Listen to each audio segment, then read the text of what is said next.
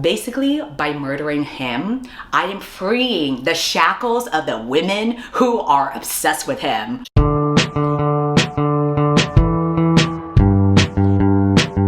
Now that we're approaching the end of the year, it's time to do the annual roundups of everything. Best books, worst books, but something that I have introduced recently that I am now going to be doing every year is tier ranking the love interest of pretty much any book that applies from the books that I read this year. People thought it was super fun when I did it last time, so I'm going to be doing it again this year, even with books that aren't necessarily romance books. I also realized that these types of videos help people discover new books inadvertently as well. Some of you guys are a little bit freaky like that, but when it comes to discovering books more straightforwardly, time and time again, I will always recommend Book of the Month. Yes, they are sponsoring this video as well. Every month, they compile a list of the best new fiction for you to choose from to be delivered to your door. It's a great way to discover new and emerging authors. There have been so many books that I had discovered through Book of the Month that I would have never known about otherwise. If you follow my book videos, you'll know that I like to vary the genres that I'm reading, and that is certainly the case for the books that I picked. So starting off with a literary and then balancing that out with a fantasy book. Aren't both of these covers so gorgeous despite the wildly different stories? And they have so many other different books out there. So if you want to check them out, you can actually get your first box for only $5 using the code TINSEL. New members will receive a fun holiday themed sticker sheet. So it's just a fun time to treat yourself or give a gift to a loved one that would really appreciate this. So thank you to Book of the Month for sponsoring, and now let's dive into tier ranking the love interest of the books that I read this year. I took a look at all the books I read so far and picked out 28 books that have love interest in them. I didn't include sequels to books that I had already read last year just because I felt like that would be repetitive. I don't want to make this video too long, so let's just dive right into it. Oh wait, actually I need to introduce the different tiers that I have listed in case you are new to this. They're pretty much the same from last year. The top tier is My Hand in Marriage. I would marry this character. We are locked down for life. The second tier below that is I would bang them and I don't even need any drinks. Maybe they would be good for a one night stand. I might be attracted to them, but I don't need to be married to them for life. The middle tier is would bang with a few drinks. So I maybe could be attracted to them if I was like under the influence. I'm like open to them, but I need some social lubricant in order for me to get to that point. The fourth tier is respectfully no, this person is just not for me. Maybe they would be a great love interest for the character in the book that I'm reading, but this person just isn't my cup of tea, and that's fine. And then the last tier is I'll kill you instead. Sometimes a character is just so vile and disgusting that it's not enough for you to reject them.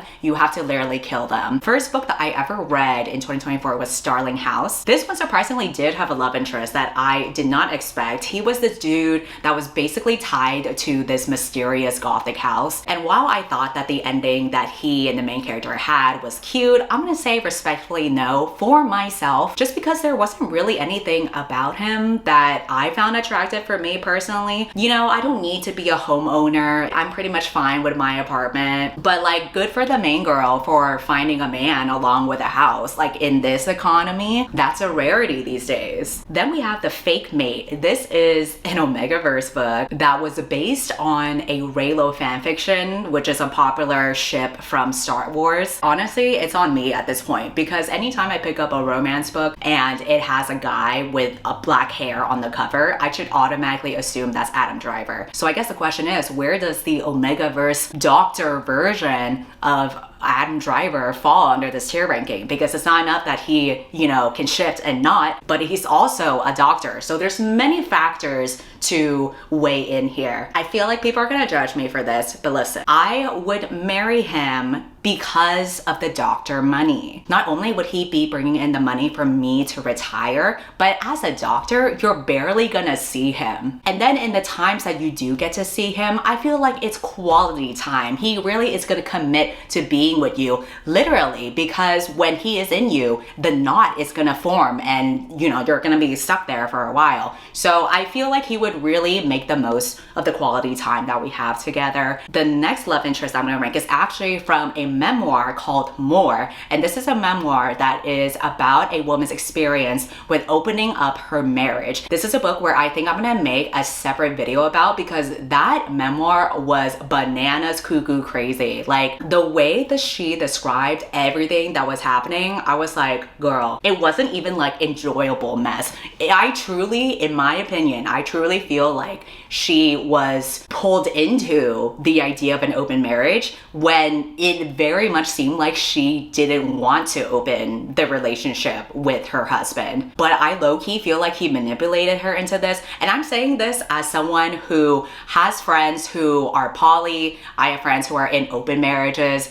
It has worked out for them. But I truly feel like the author and her husband, the way that they describe being poly, like they literally talk about that in the book, I think it brings a bad stereotype to poly people. I really don't want to make this video long because there is so much stuff that happens in the book that I want to dedicate to another video, but the husband in this book was a fucking weirdo. He was super into her sleeping with other men and would be like jacking off to her describing it, which is totally fine if that's your thing, but she wasn't into it the other way around, which is why I don't think that they are truly a consensual open marriage. There was even a couples therapy session that they had that she talked about in the book where she was crying and saying that she wanted to quit the open marriage thing, and he disagreed with her and said that she just thinks that way because her first relationship outside the marriage didn't work out, but if she just tried it longer then it would work out for her. And I'm like, okay, so are you a fucking fortune teller? She's literally crying in this therapy session and you're telling her that she doesn't actually believe the things that she's believing. I guess functionally we wouldn't even be compatible in the first place because I'm monogamous and he's clearly not, but I feel like even him as a person, I got the biggest ick. I just feel like he is a giant massive pervert. The things that he did were so fucking diabolical to me. I'm not gonna murder him because he's like a real person, but I'm gonna put no, and I don't even know about respectfully. Speaking of messy bitches, we have Giovanni's Room by James Baldwin. There is a specific genre of books that my friends like Elias really like, which is tragic literary gay fiction. And I realize I'm not really into that. So that's why I'm also gonna say respectfully no. The main dude and his love interest,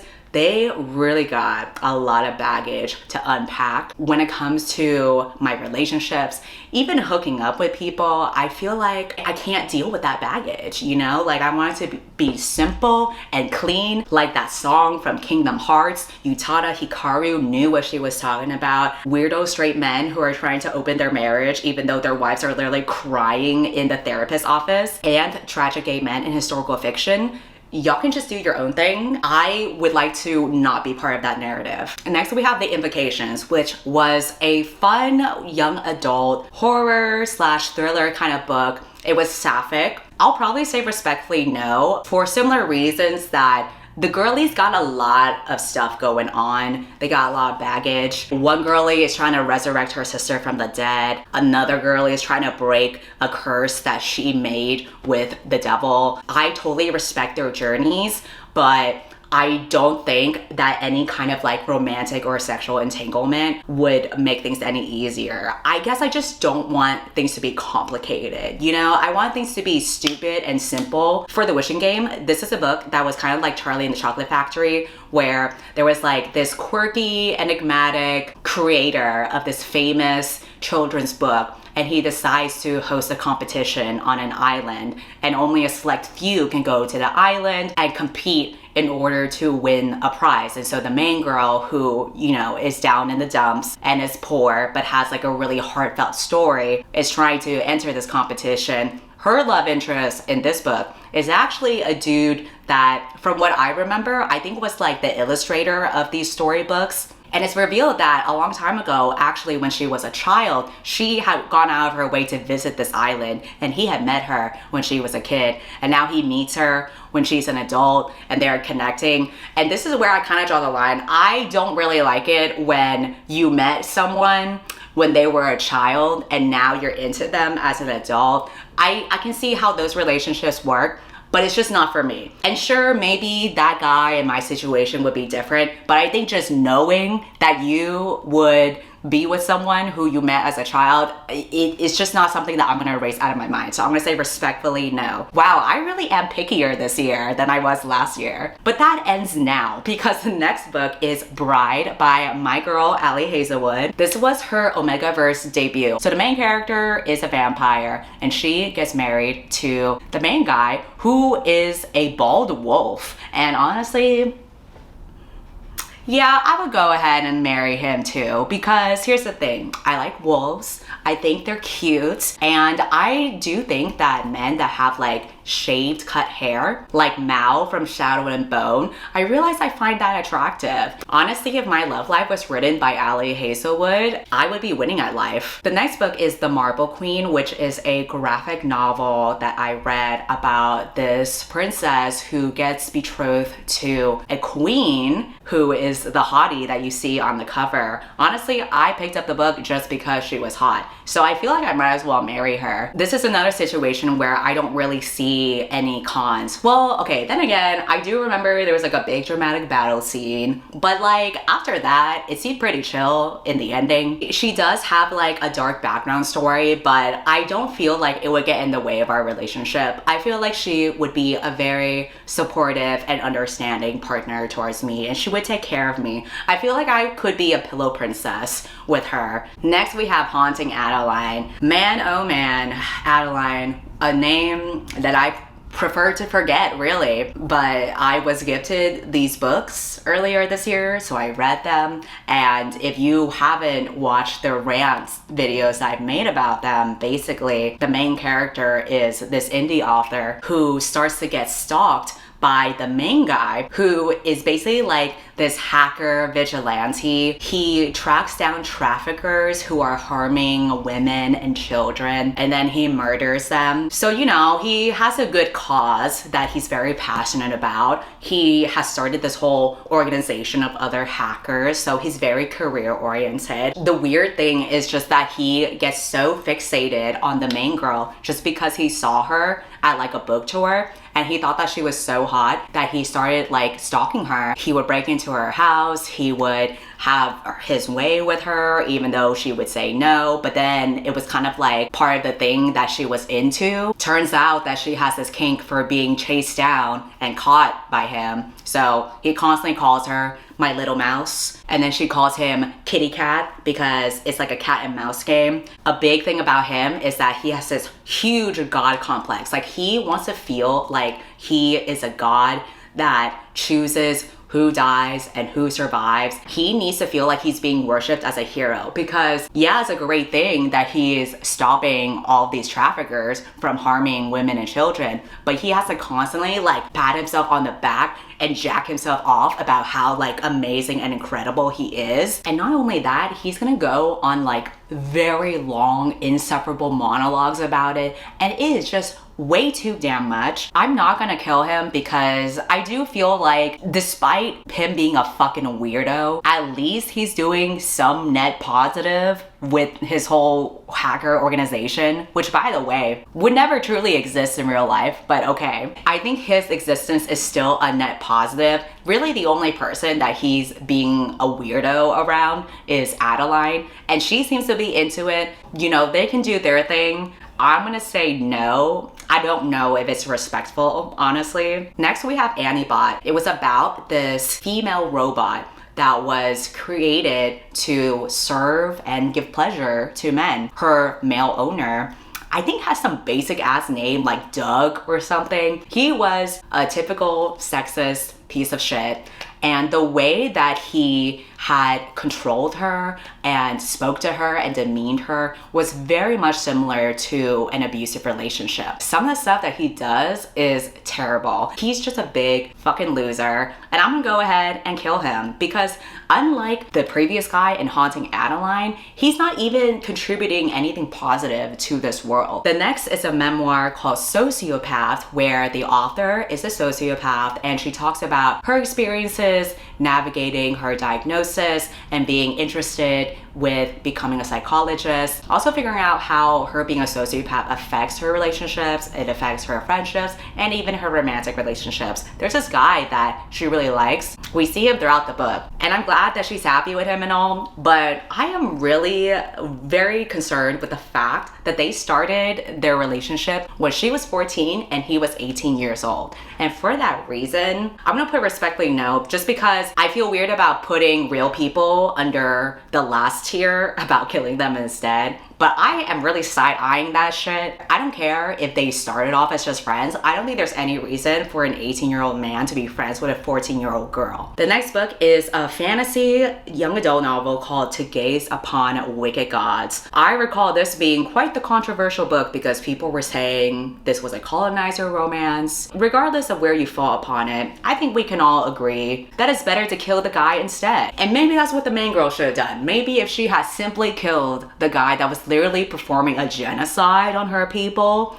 nobody would be arguing about this shit anymore. So sorry to the main girlie, but I kind of feel like it was obvious that he was a piece of shit in the beginning. The next book is Your Blood, My Bones. This is a young adult horror romance novel. The main girl basically inherits a farmhouse from her dead parents, but when she goes to the farmhouse and tries to light it up on fire because she wants to leave it all behind, she finds this childhood best friend that she had shackled up, and it turns out he's like cursed to be part of this house, and he has died and regenerated back to life so many times, and basically the only way that he can break this curse is to kill her. But at the same time, they have feelings for each other, so that's where it gets kind of complicated. You should know by now, if something's complicated, it ain't for me. You know, kudos to them though for making it work, but for me, that's just not the meet cute origin story that I want for a relationship. Next book is Funny Story by Emily Henry. I feel like any love interest that Emily Henry writes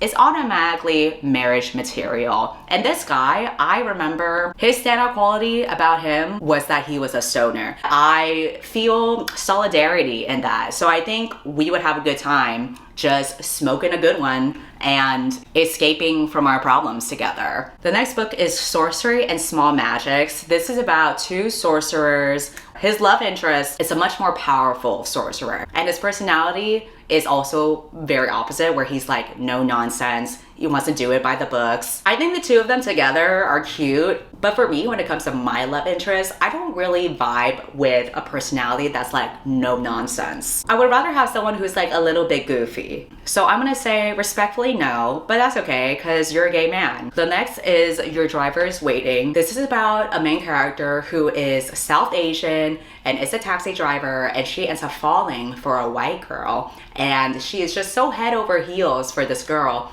that she totally dismisses the very obvious privilege that the white girl has, to the point where like when that girl is around the main character's friends, it gets really awkward because the white girl will say some out-of-pocket shit that really goes to show that she has no understanding of the world around her beyond her lived experiences. And I really cannot deal with that kind of embarrassment. I don't care how attractive someone is. I think if they are so ignorant to society around them, that gives me the biggest ick. And she does something towards the end of the book that I feel like could have been so dangerous and irresponsible. I'm just gonna kill her based on principle, and also to balance out my tier chart a little bit. I feel like I've had too many respectful no's lately. There needs to be some murders to line this up more. The next book is my writing mentor's second book called The Last Witch in Edinburgh. The main girl basically joins this coven of witches, and there is another witch there. It's a bi girl and another bi girl together. I love that. I don't know if I would marry her though. See, the reason why I'm kind of hesitant about marriage versus just hooking up is the fact that our lifestyles are so different that I don't know if we could really mesh together in a long-term relationship. The love interest in this one, you know, she was part of an apothecary. She was more of like a hippie kind of girl. And the thing about me, sorry, I can't do hippies. I cannot do the granola girls. With a few drinks, we could hook up. It could be a fun time. But I don't know if our lifestyles would really mash together. I I'm open to it though, so we'll see. The next book is A Good Happy Girl. This is a literary novel about a girl who has a lot of baggage, and instead of dealing with her shit, she decides to deal with it by hooking up with this couple of lesbians. I guess it's like a three-way kind of situation. Would I be in a three-way with lesbians? Well, first of all, I'm monogamous, so I wouldn't be married to them, obviously, but would I hook up with them? I feel like maybe if you got me drunk, I could be open to it. I don't wanna, take it out of the equation. I thought it was nice that these women were so supportive for the main girl as she was processing a lot of family trauma. I feel like it could be a nice relationship to form. Like, even if we don't hook up anymore, they could be mentors to me. I just think it's nice to have like older women to look up to. Yeah, I think that's a relationship that I would invite into my life. The next book is Not in Love by Ali Hazelwood. I think Ali is another author where I will automatically put her love interest in the marriage category. This story was about the two main characters hooking up. They met for the first time. He barely didn't know anything about her, and he was already head over heels for her. That is what I love about Ali Hazelwood's love interest, that the guy will just be so smitten for the girl for absolutely no reason.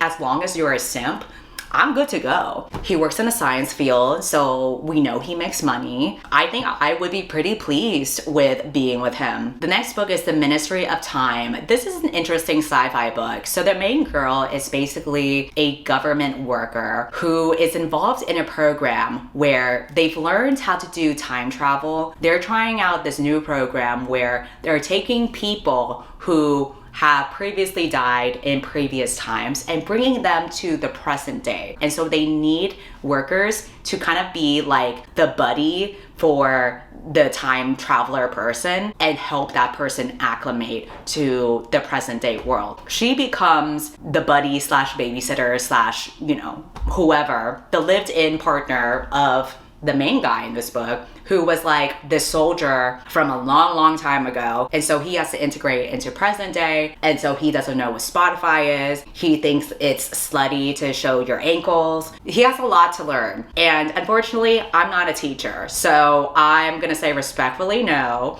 I thought it was cute with him and the main girl, like forming a relationship, but it's just not for me. I think that's too much of like a cultural difference. I don't want to do the job of like catching you up to speed, whether that's like about social justice or like how to use a TV. The next book is The Familiar by Leigh Bardugo. This is a historical fantasy book about a girl who realizes she has powers, and so she gets snatched up by a higher society that wants to use her powers for evil. So it's basically kind of like a similar plot to the Grishaverse, but like in a historical context and more focused about Jewish persecution. The guy that is the love interest in this book was basically kind of like, how would I even describe their relationship? I don't want to say mentor. He's there to show her the ropes, I guess. And I remember there was this scene where like they wanted to test her powers, and so they were willing to chop off the guy's fingers, and if she wasn't able to like help him, then oh well.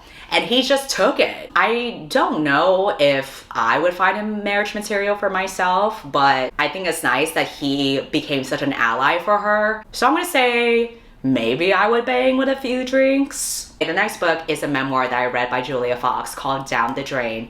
If you don't know her, she's basically like an internet celebrity. In terms of like the partners that she's had, the most famous one is Kanye West. She dated him for like a hot minute after he divorced Kim Kardashian. But even before meeting Kanye West, I think the most wild story from the memoir was that when she was, I think 14 or 15, she lived in Italy at the time, but she had a drug dealer boyfriend in America. And so she decided to get plane tickets to be with him because he kept on asking her to be with him. So she had to lie to her grandpa that she was pregnant so that her grandpa would give her money for an abortion, and she used that money to buy flight tickets to New York. So she flew over there, and then because the guy is a drug dealer who also is much older than her, she's basically like in a trap house. I'm not gonna say that I will kill any real person, but I'm just gonna say respectfully no, because I don't want to date Kanye, and I don't want to date any drug dealer. Basically, any person that Julia Fox has ever been with, I don't want any involvement whatsoever. She seems like a cool girl, but I would not want her love life whatsoever. The next book is Gothicana. This is a dark romance book. Actually, I'm not sure if it's considered dark romance, but it's definitely dark academia with a huge focus on romance, because the main girl goes to this university. Her love interest in this one is, I believe, a teaching assistant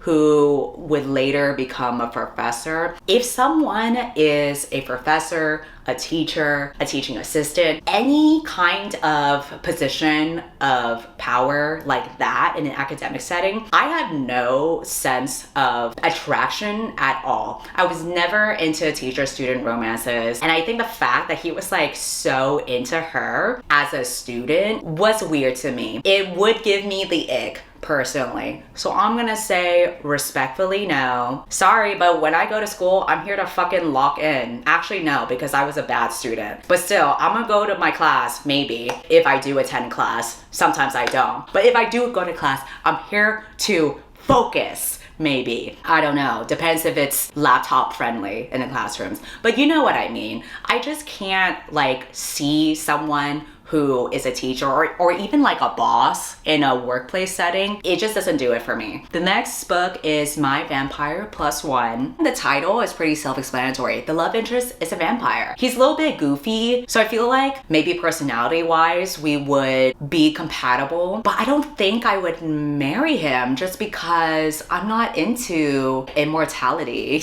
you know? Like when I die, I just want to die. Maybe I would just bang him. Do I need drinks? I don't know. Maybe I don't. Because he's more goofy and lighthearted, maybe we would be able to just click right away without needing drinks. The next book is A Dark and Drowning Tide. This is a sapphic, a young adult book. The love interest for this one was definitely the kind of girly that described a lot to be this ethereal beauty where she had pale skin, white hair, almost like a manic pixie dream girl, but not like the annoying kind. You know when like someone is almost like otherworldly beautiful or like too conventionally attractive that you can't even be attracted to that person because you know that you guys are not in the same league, so you can't even like get over that mental barrier of considering them as the love interest. That is how I view her. So I'm gonna say respectfully no, but it's okay because she got a girly of her own. Okay, the next book is I'm a Fan, which is a book about a main character who is a woman of color. I think she's implied to be South Asian, and she is so hung up over this guy that she's having an affair with because she already has a boyfriend, but she's cheating on him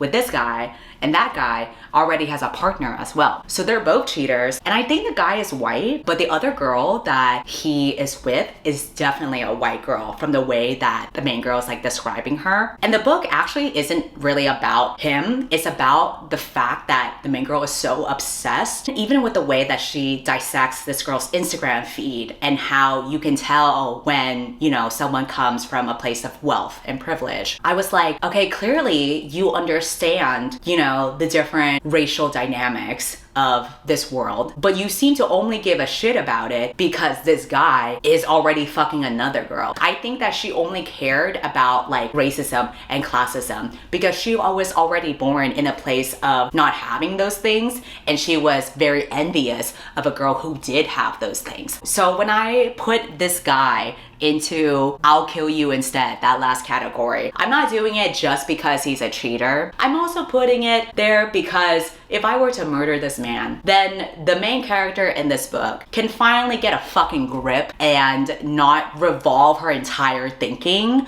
around men. And clearly, since she understands, you know, social justice, maybe she can go fucking volunteer somewhere and join a nonprofit or something instead of only pointing out privilege out of a place of envy rather than community. Basically, by murdering him, I am freeing the shackles of the women who are obsessed with him. The next book is To a Darker Shore. This is a young adult fantasy book where the main girl is this inventor. They live in this society where every year a random person gets snatched up to be sacrificed to the demon gods, whoever. And by random, I mean usually a poor person, because that's usually how it works. And fortunately, she's able to make herself useful with making all these inventions. However, an invention that she makes messes things up completely. Somebody gets hurt, but then she realizes if the main guy takes the blame for it, then she's not gonna be sacrificed and he's gonna be fine because he's a prince. Theoretically, in his place of privilege, nothing's gonna happen to him. Unfortunately, he ends up being chosen to be sacrificed. So he literally goes to hell, and the rest of the book is about her going down there to try to end